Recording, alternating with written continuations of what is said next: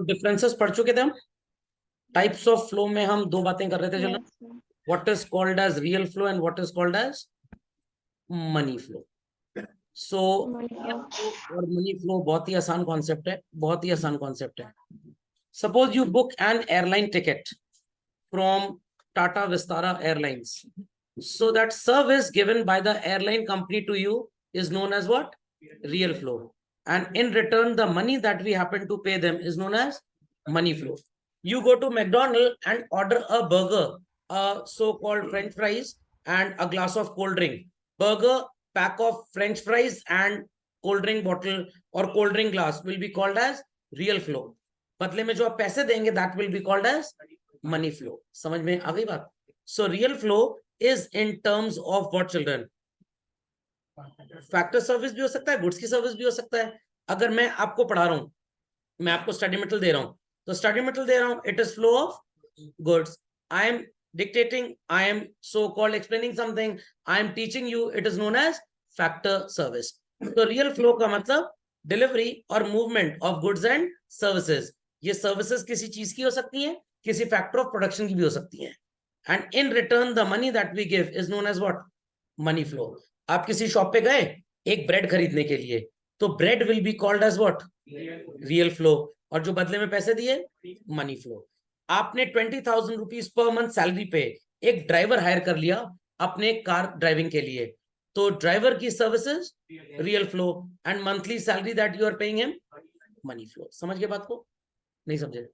समझ गए? चलिए, let's continue further children.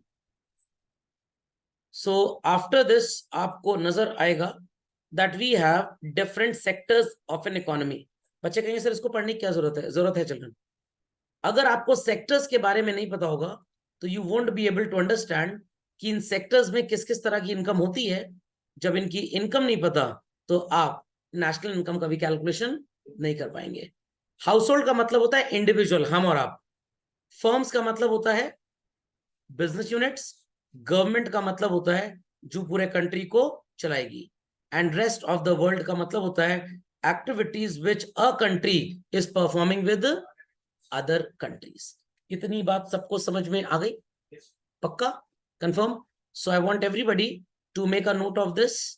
Just write the heading children, different sectors of an economy, and below that ABCD करके लिख लीजिए, not in columnar form, just write ABCD. Households means individuals, people like you and me. Firms matlab business community. Government, the planning authority who makes rules and frames regulations. And rest of the world matlab when we interact with the other countries as such. So please put it very quickly children, very quickly. हाँ, import export है तो ये rest of the world हो गया। Got it? ABC लिख दिया सबने?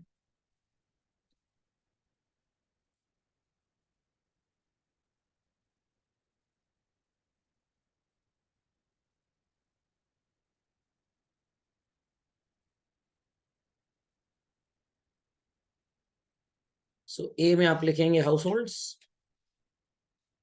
B में firms, C is government and rest of the world. थोड़ा सा क्लासिफाई करिए जैसे मैं कर रहा हूं। Head up ABC children and write in front of this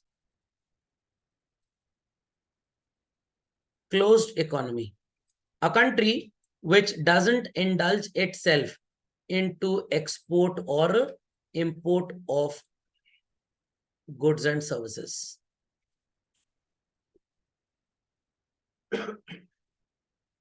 Then children, this green arrow, this represents what?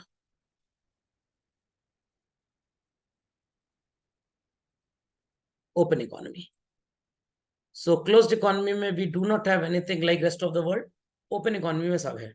आप अफगानिस्तान का एग्जांपल लेते हैं, जब वहां तालिबान रूल आ जाता है ना, country becomes what? Closed economy.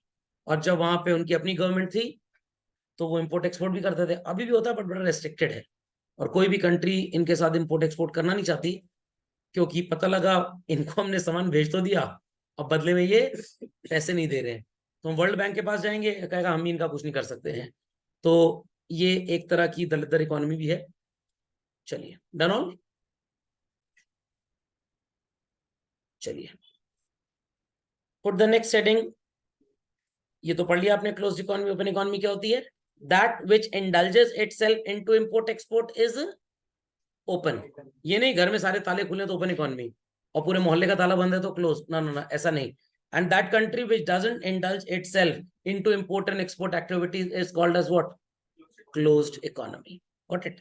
चलिए, so children, analysis of flow of income कैसे होगा, इसके लिए हमने एक टॉपिक बनाया है। मैंने नहीं बनाया, मतलब इकोनॉमिस्ट ने बनाया है, कि अगर आपको स्टडी करना है कि पूरे कंट्री में इनकम का मूवमेंट कैसे होता है, तो analysis of flow of income is done using circular flow of income. इसको स्टार्ट करने से पहले एक दो बातें बहुत क्लियर होनी चाहिए। चलो, द थिंग इज कि आप मनी फ्लो किसको बोलते हैं? The flow of money being received and paid is called as money flow, and the flow of goods and services or factor services is called as what? Real flow. समझ में आ गया? ये किन के बीच में होगा?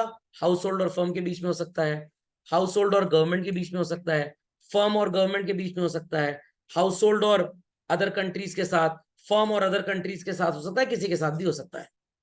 तो नेशनल इनकम का कॉन्सेप्ट समझाने के लिए मेरे पास दो तरीके हैं, एक क्लासरूम टीचिंग और दूसरा पूरे हिंदुस्तान की यात्रा कराएं आपको। पॉसिबल है? पॉसिबल है? नो। तो लेट्स एनालाइज, लेट्स विजुअलाइज कि ये so called circular flow of income कैसे कंट्री में इनकम को जनरेट करता है, या इनकम कैसे एक पर्सन से दूसरे पर्सन के पास जाएगी। तो first and foremost everybody is suppose to put the heading circular flow of income. अपनी कॉपी के पेज को सो कॉल्ड पोर्ट्रेट से लैंडस्केप में कर लें बच्चों। एक्सट्रीम लेफ्ट कॉर्नर में हाउस होल्ड लिख लीजिए और एक्सट्रीम राइट कॉर्नर पे बिजनेस फर्म्स लिख लीजिए quickly.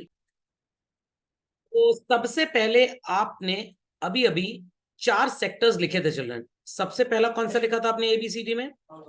House hold. Second was firm, third one was, and fourth one was. तो हम एक एक करके पढ़ेंगे। फर्स्ट एंड फॉरमोस्ट हम इन दोनों का रिश्ता, फिर उसके बाद इसके साथ स्टैब्लिश करेंगे, और फिर इसके साथ। सो जब आप सिर्फ इन दोनों के बारे में पढ़ेंगे, it's a 2 sector model.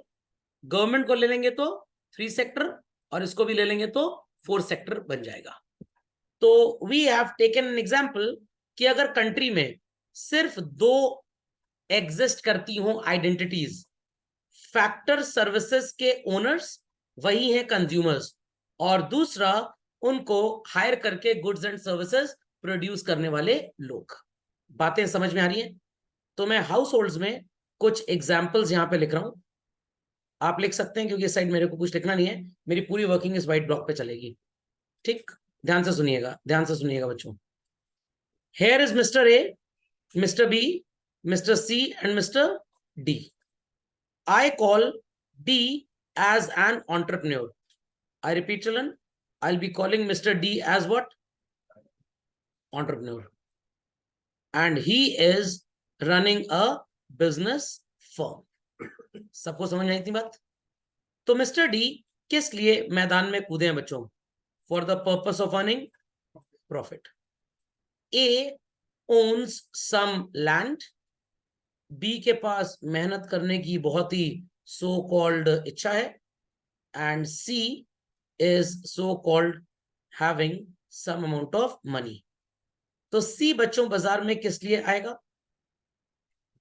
For earning interest. B is for what? Wages. And A is for what? Rent. तो आप बच्चों यहां पे A, B, C and D को क्या बोलेंगे? Resource owners. I repeat children, they are called as what? Resource owners. इतनी बात समझ में आ गई? इतनी बात चिल्ड्रन समझ में आ गई? तो they are the resource owners basically,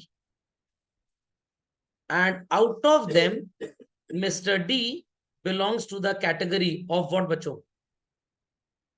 mister D किस कैटेगरी का है? He owns a business firm. समझ में आ गया? डी चला गया बिजनेस कम्युनिटी की तरफ, तो बचे कौन कौन यहाँ पे चिल्ड्रन? ए, बी एंड सी। ये रिसोर्स ओनर्स हैं, owners of factors of production. समझ में आ गई इतनी बात? ये अपनी मेहनत, अपनी जमीन, अपने पैसे किसको देंगे? Nobody other than mister D. इतनी बातें समझ में आती है? तो they are the supplier of factor services. I repeat, factor services. तो land, labour, capital, A B C business firm को देंगे। रियल फ्लो हुआ कि मनी फ्लो हुआ? Real flow.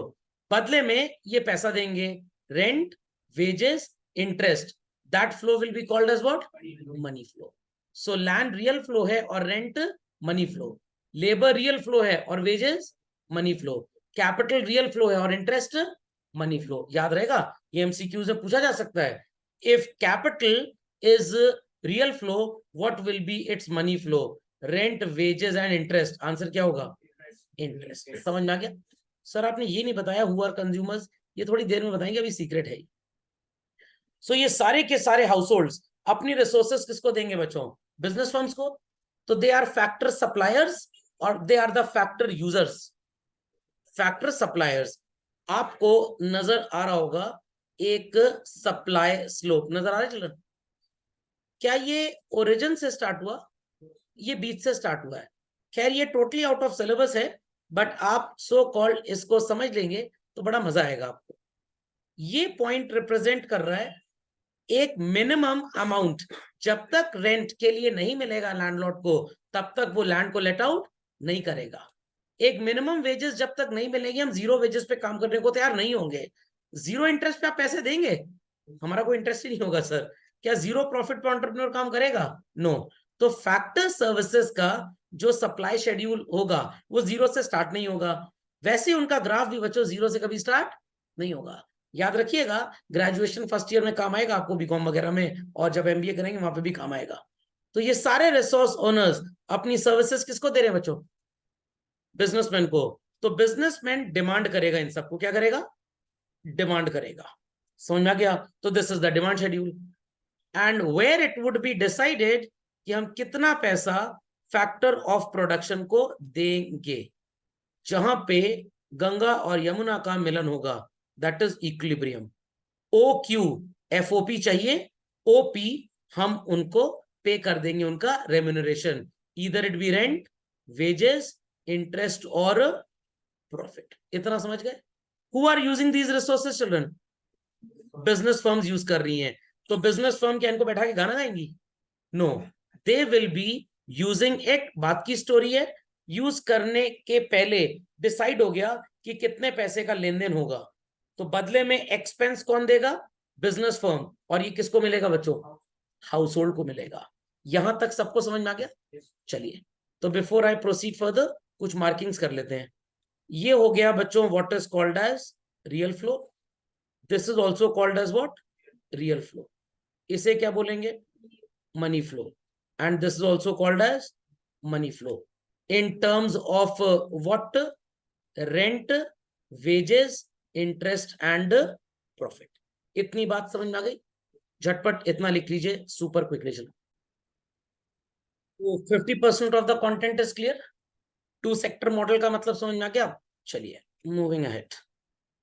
सो नाउ चिल्ड्रन, ये जो बिजनेस फर्म्स ने हायर किया था इन लैंड, लेबर, कैपिटल, एंटरप्रेन्योर को एंड ऑल दैट, तो इन्होंने बैठ के लेइंग ऑफ एग तो किया नहीं। इन्होंने क्या मैन्युफैक्चर किया? Goods and services.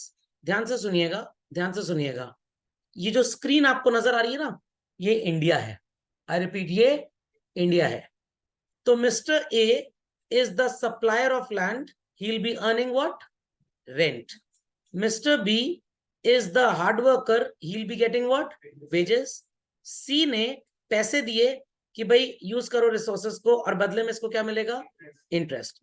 तो इन सारी चीजों से बच्चों गुड्स एंड सर्विसेज बन गए। अल्टीमेटली मैंने बोला ना, स्क्रीन इज इंडिया, और कोई है ही नहीं यहाँ पे। तो इन चीजों को खरीदेगा भी कौन? यही कंज्यूमर्स। आई रिपीट, यही कंज्यूमर्स। छोटा सा एग्जांपल लेते हैं और एक लाइन में आपको समझ में आ जाएगा सर्कुलर फ्लो है क्या। कल सैटरडे था, करेक्ट? और सब ने रात में डिनर किया होगा।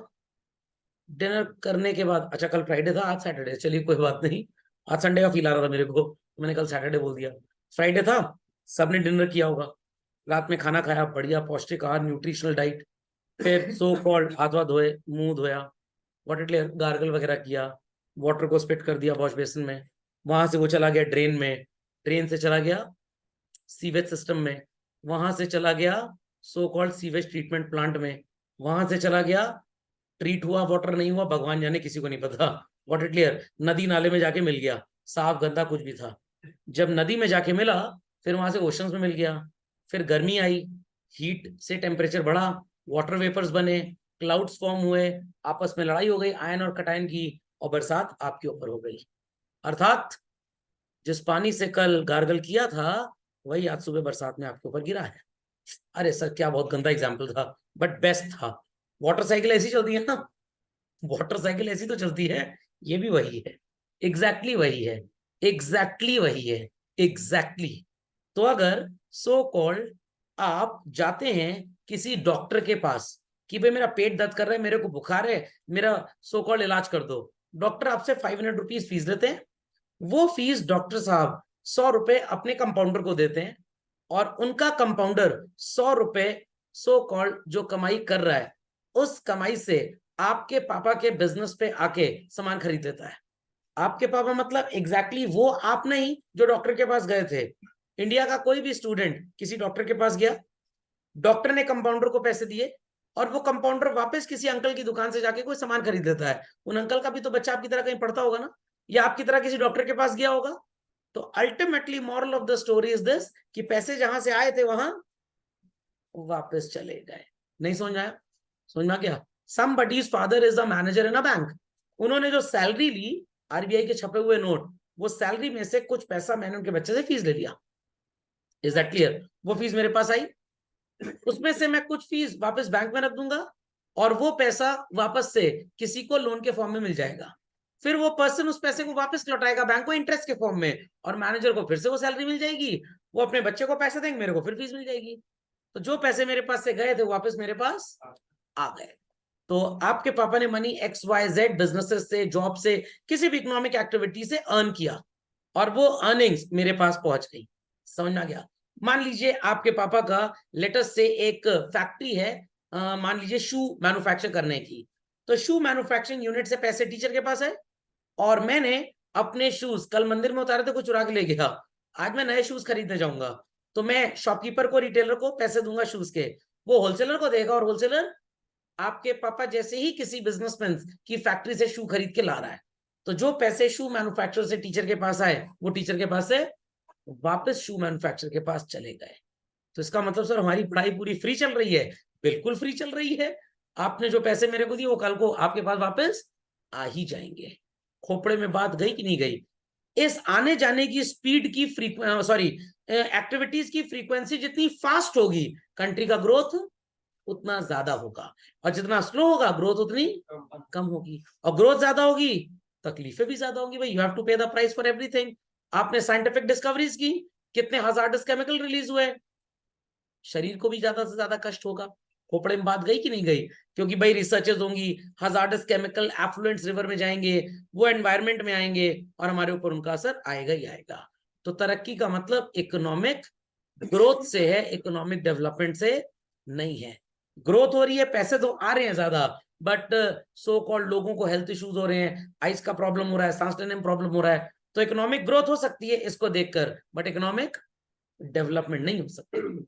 लॉजिक समझ में आ गया? तो growth and development are two different things basically. तो development is when overall so called betterment हो जाए। खैर, ये बात सबको समझ में आ गई?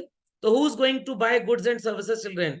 These people only those who supplied the factors of production.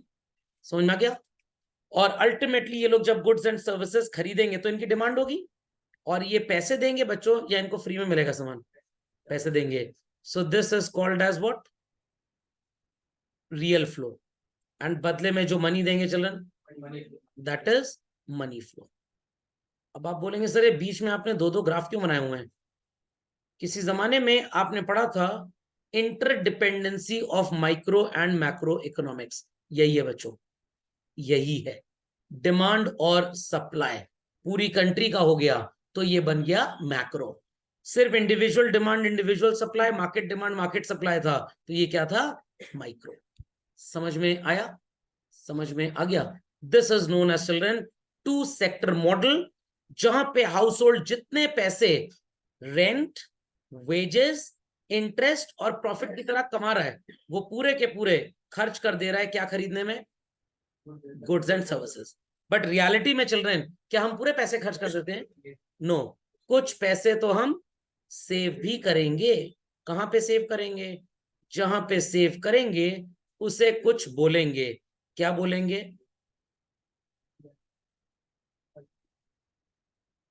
Financial system of the country.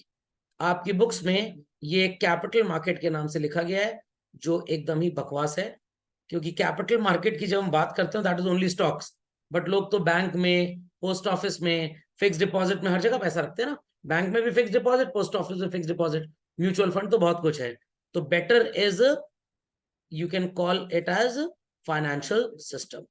तो इसके पहले जो हमने पढ़ा चिल्ड्रन, मैं फिर से फोकस कर रहा हूं, ग्रीन बॉक्स के पहले, that was two sector model without saving and investment. I repeat children, two sector model without saving and investment.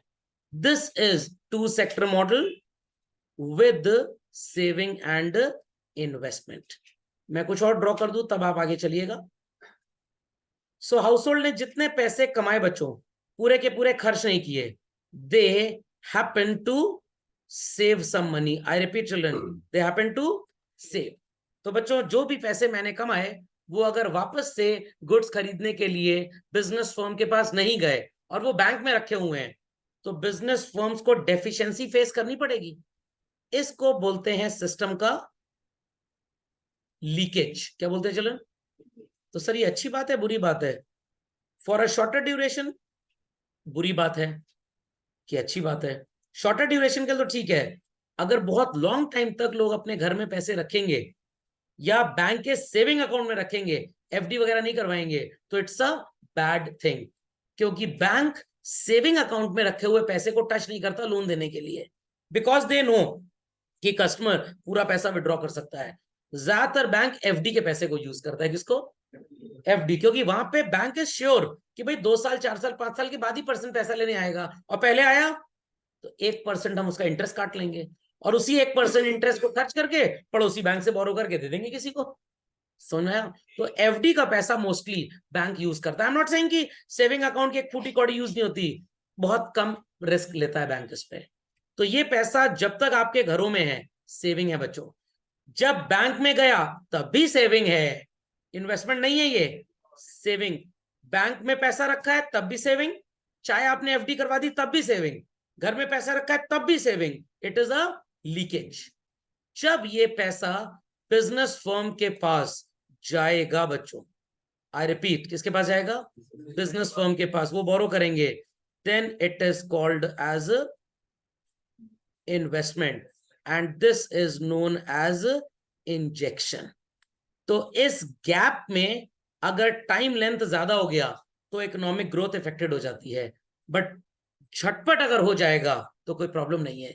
इसीलिए तो यूपीआई वगैरह इतना डेवलप हो रहा है। आप मेरे को कैश दें, सैटरडे आज बैंक बंद है, कल भी बंद रहेगा, मंडे को भी मान लीजिए बंद है, ट्यूसडे को पैसा जाएगा बैंक में, डिले ऑफ 4 days।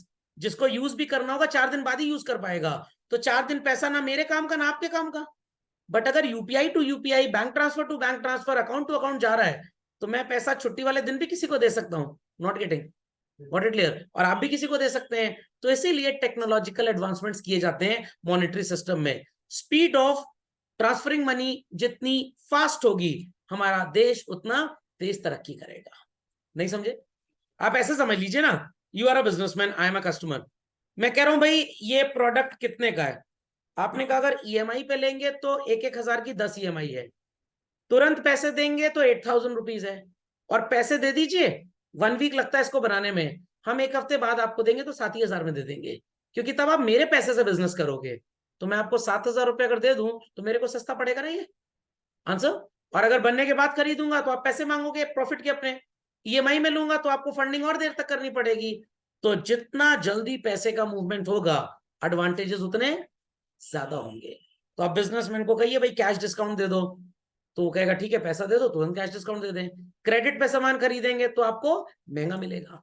बट कुछ बच्चे बोलते हैं नहीं सर ऐसा नहीं है, वो ईएमआई पे खरीदते हैं तो सस्ता हो जाता है। बेवकूफ ऐसे बच्चे, ईएमआई पे जो इंटरेस्ट चार्ज होता है वही वो कम कर देते हैं, बस प्रोडक्ट का प्राइस कम नहीं करते।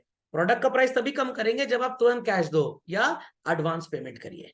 ओके, समझ में आया कि नहीं? तो आई एम अ फार्मर, मेरी फसल उग गई, बहुत बढ़िया, A1 क्लास। आ गए गौतम अडानी जी मेरे पास, मुकेश अंबानी जी आ गए, भाई फसल बेचोगे? 25 लाख में बेचेंगे। हाँ और क्या, क्योंकि अब तो फसल बहुत अच्छी है। अगले साल अडानी जी अंबानी जी मेरे से सो कॉल्ड प्लॉइंग सीजन के 1 महीने पहले ही आ गए, एडवांस दे रहे हैं। कितना पैसा लोगे बताओ? मैंने कहा 15 लाख में डन डील। 25 लाख की डील कितने में हो गई? 15 लाख में। खराब हुआ तो भी तुम्हारा, अच्छा हुआ तो भी तुम्हारा।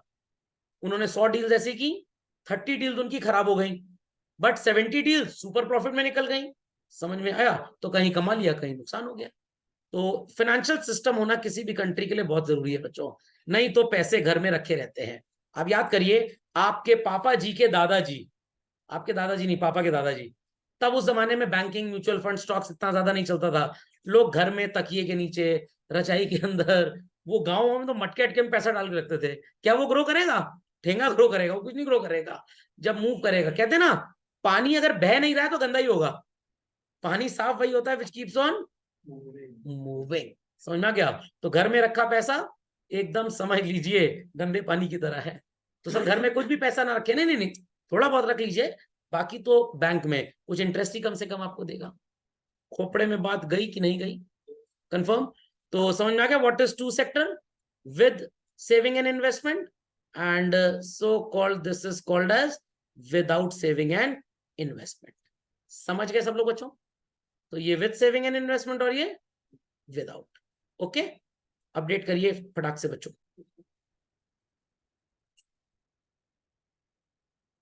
चलिए बच्चों, so getting down to 3 sector model. Ready everybody? यहां पे बीच में चली आई गवर्नमेंट। कौन चलाया बच्चों? गवर्नमेंट चली आई। गवर्नमेंट ऐसी आती एकदम ऊपर से। अब गवर्नमेंट का ये रिश्ता क्या कहलाता है, तो बात की बात है सर, पहले बताइए उसको ड्रॉ कहां करेंगे? नया डायग्राम ड्रॉ करना पड़ेगा। सब कुछ खिचड़ी खिचड़ी मत पका दीजिए बच्चों।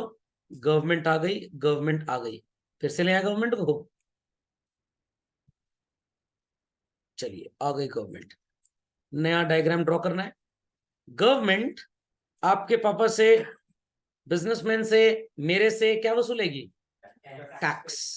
सर ये दोनों लोग टैक्स देंगे, जो बिजनेसमैन है वो भी देंगे, सो कॉल्ड सोनू निगम जी भी देंगे, so called AR Rahman ji भी देंगे, so called Red Chilli Entertainment Private Limited भी देंगे, शाहरुख खान भी देंगे। मतलब सर जो बिजनेसमैन किसी नाम से बिजनेस नहीं करते, सॉरी, जो लोग किसी नाम से बिजनेस नहीं करते, they are professional singers, doctors, advocate, lawyers, they are individual children, ये भी अपनी कमाई पे टैक्स देंगे और बिजनेसमैन भी अपनी कमाई पे टैक्स देगा। गवर्नमेंट क्या करेगी इस टैक्स के पैसे को चिल्ड्रन? स्टूडेंट्स को दे देगी for the purpose of what is called as subsidy and all, sorry scholarship में सब्सिडी बोल गया, स्कॉलरशिप। और बिजनेसमैन को दे देगी 2 पर्पसेस के लिए। आई रिपीट चिल्ड्रन, 2 पर्पसेस के लिए। पहला पर्पस क्या होगा? वो गुड्स एंड सर्विसेज खरीदेंगे। जैसे सर गवर्नमेंट ऑफ इंडिया ने अपने डिफेंस एक्सपेंडिचर में 5,000 करोड़ रुपए का बजट बनाया कि हम टाटा से ट्रक्स खरीदेंगे। तो गवर्नमेंट ट्रक का पैसा कहां से लाएगी? जो आपसे टैक्स लिया, जो टाटा से टैक्स लिया, उसी कमाई से ट्रक्स खरीदेंगे। और गवर्नमेंट बिजनेस फर्म्स को बोलेगी आप बैकवर्ड एरिया में बिजनेस सेटअप करिए, we'll give you some subsidy. कहने का मतलब उस एरिया की डेवलपमेंट कॉस्ट होगी 1 करोड़ रुपए। 1 करोड़ रुपए में पोल्स, सीवेज सिस्टम, ये सब सेटअप करेंगे, तभी तो लोग वहां पे फैक्ट्रीज वगैरह लगा पाएंगे। वो 1 करोड़ रुपए गवर्नमेंट आपसे नहीं ले रही है। कहां से आएगा ये पैसा? टैक्स से आएगा। Logic is understood well? Logic is understood well? आपको लगता है ना जीएसटी कलेक्शन इतना बैंकर बढ़ रहा है, क्या हो रहा है इससे? वो थोड़ा गरीबों को पैसा दे रहे हैं, थोड़े बच्चों को स्कॉलरशिप दे रहे हैं, उसके बाद डिफेंस एक्सपेंडिचर मजबूत करने के लिए उसमें खर्च हो रहा है, सीवेज सिस्टम बेटर हो रहा है। पूरे देश में नए नए एयरपोर्ट्स बन रहे हैं, कहां से पैसा आएगा? इन्हीं सब चीजों का पैसा वहां इस्तेमाल किया जाता है। सो परचेजेस का मतलब जब गवर्नमेंट बिजनेस कम्युनिटी से सामान खरीदती है। सब्सिडीज का मतलब गवर्नमेंट बिजनेस कम्युनिटी को बोलती है कि आप अपना बिजनेस सेटअप करो, हम आपको हेल्प करेंगे। हाउस होल्ड के साथ गवर्नमेंट का क्या रिश्ता है सर? गवर्नमेंट हाउस होल्ड को सो कॉल्ड फैक्टर पेमेंट करेगी। कैसे? Suppose you are a government lawyer, suppose you are a government doctor, suppose you are a policeman. तो क्या पुलिस स्टेशन आप जाते हैं तो चार्जेस हैं? चोरी की रिपोर्ट है 5 लाख तक की, 500 रुपए लगेगा। 5 लाख से 1 करोड़ तक की चोरी है तो 10,000 लगेगा। ऐसा होता है? नो, प्रैक्टिकली फ्री है। तो गवर्नमेंट ये पैसा जो टैक्स लेती है उसी में से देती है। तो factor payment is just like जो गवर्नमेंट एम्प्लॉइज होते हैं उनकी सैलरीज एंड ऑल, और बदले में गवर्नमेंट ट्रांसफर पेमेंट भी देती है। ये क्या होती है sir? Transfer payment is that money, जैसे हम लोग यूनिलेटरल रिसिप्ट्स एंड पेमेंट्स पढ़ते थे इंटरनेशनल ट्रेड में। ट्रांसफर पेमेंट का मतलब गवर्नमेंट ने टैक्स के पैसे में से स्कॉलरशिप दे दी, ओल्ड एज पेंशन दे दी, अनएम्प्लॉयमेंट अलाउंस दे दिया। कन्या विद्याधन योजना के तहत लड़कियों को 1250 रुपए महीने की स्कॉलरशिप हमारी यूपी गवर्नमेंट देती है। कहां से आता है पैसा? टैक्सेस से आता है। तो लाइक दिस गवर्नमेंट का हाउस होल्ड का रिश्ता बन जाता है। Like this government and business firms का रिश्ता बन जाता है। समझ में आ गया? तो 3 sector model is well understood. अब साथ में चिपका देंगे what? Rest of the world. तो क्या बन जाएगा? 4 सेक्टर मॉडल। पहले आप इसको कंप्लीट करिए। So let's understand 4 sector children. 4 sector में गवर्नमेंट तो होगी हमारे साथ, आई रिपीट चिल्ड्रन, गवर्नमेंट होगी हमारे साथ, और साथ में सो कॉल्ड हमें एक सेक्टर और ऐड करना है। And what will be that sector? Rest of the world. तो इसको मैं एकदम एट द बॉटम लिख रहा हूं, एकदम एट द बॉटम, और काफी चीजें हटा देता हूं ताकि विजिबिलिटी क्लियर हो जाए।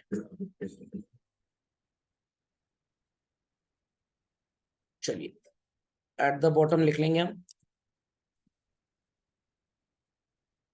Rest of the world, visible to all.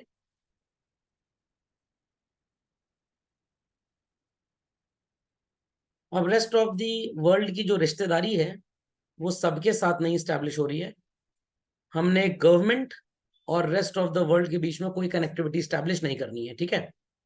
ध्यान से सुनिएगा बच्चों, ध्यान से। हाउस होल्ड्स मतलब हम और आप। फॉरेन कंट्री जाते हैं घूमने बच्चों, आई रिपीट, फॉरेन कंट्री घूमने जाएंगे, यस और नो चिल्ड्रन? और कभी कभी ऐसा भी होगा कि कुछ फॉरेनर्स कहाँ आएंगे? इंडिया। ऐसा होगा कि नहीं होगा? सो जब हम फॉरेन कंट्री जाएंगे और वहां पे पैसे खर्च करेंगे तो इंडिया से पैसे कहाँ जाएंगे? Foreign country. और वहां पे जाके हम सर्विसेज उनसे लेंगे, तो it is called as what children? Import of goods and services. और हमको इन्हें पैसे देने पड़ेंगे, आई रिपीट चिल्ड्रन, पैसे देने पड़ेंगे। We call it as payment for imports. I repeat children, we call it as payment for imports.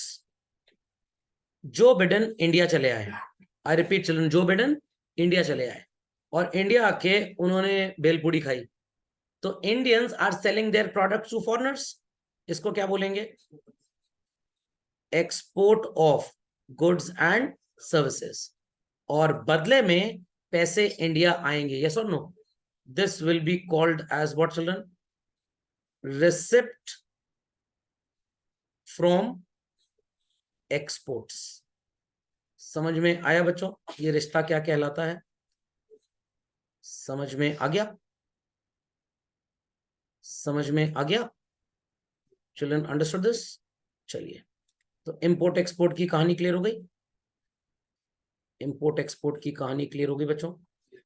Next, similarly we may develop certain relations of business firms with that of rest of the world. Businessman goods and services manufacture करेंगे India में and they will export it to foreign countries. We call it as export of goods and services. इसके बदले में पैसे आएंगे India में या जाएंगे? पैसे आएंगे. तो it is receipt from exports.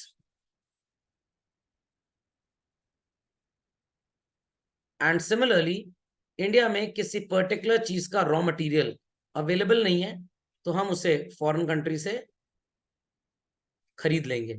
This will be called as what children? Import of goods and services. और बदले में बच्चों पेमेंट होगा.